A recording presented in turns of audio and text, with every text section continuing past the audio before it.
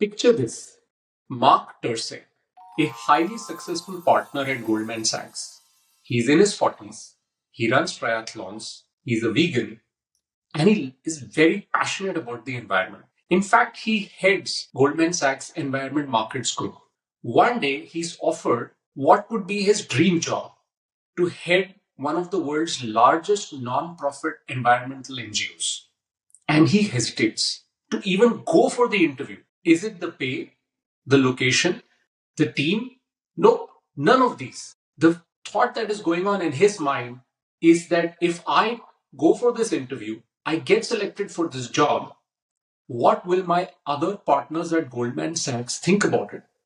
Isn't it amazing that no matter how successful one becomes, the frame of reference for the most important decisions in our lives can be other people, our parents, our family, our friends, or colleagues? And this resonated a lot with me because I have discovered the same at my end as well. That whenever I'm faced with a very important decision, the first thought that comes to my mind is, what will my colleagues think? In fact, I go so far back as to think, what will my college mates from engineering think about this decision? These and other great insights come from this book, The Earned Life by Marshall Goldsmith. Hi, I'm KK, and I'm here to review books that have amazing insights for business and for life. And today I'd like to share with you 4 things that I learned from this book, The Earned Life by Marshall Goldsmith. First, with every breath, you are a new you.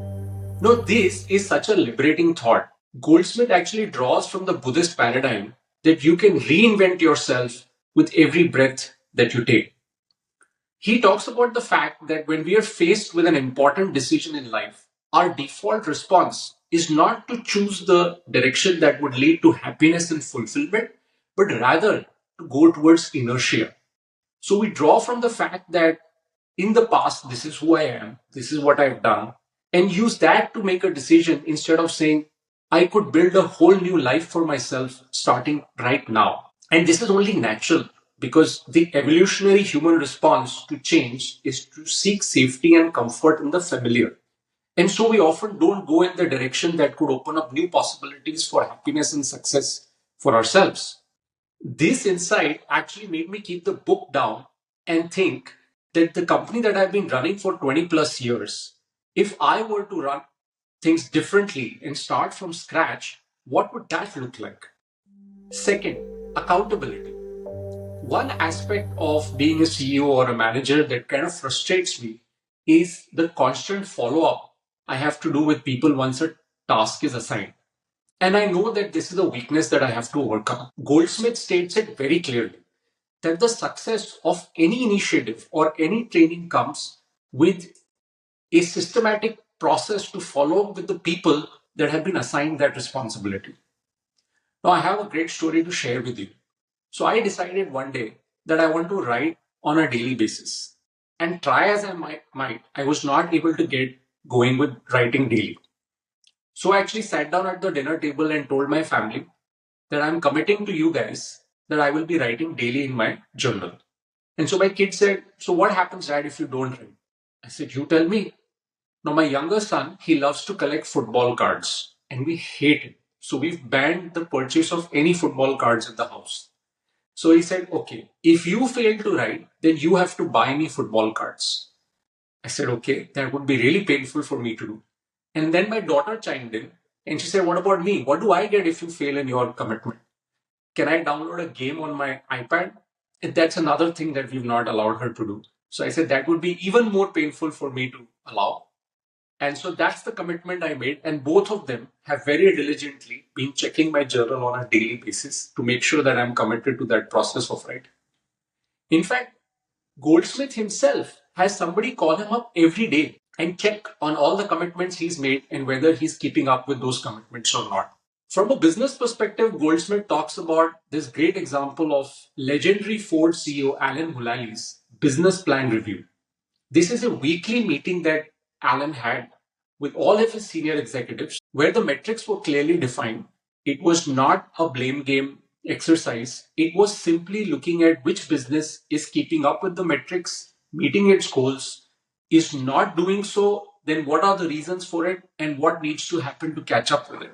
Goldsmith extends this example of a business plan review and says we as individuals can do this for ourselves by drafting a life plan review, committing to what we want to do, writing down the steps to achieve those goals, and then sharing those with the people that would belong to our circle of trust, and having these people follow up with us on achieving these goals and fulfilling these tasks. Third is learning to ask for help. Now, often when we are in positions of leading or managing a team, and let's say we are in a meeting and a discussion comes up around a problem, our default response is to come up with solutions.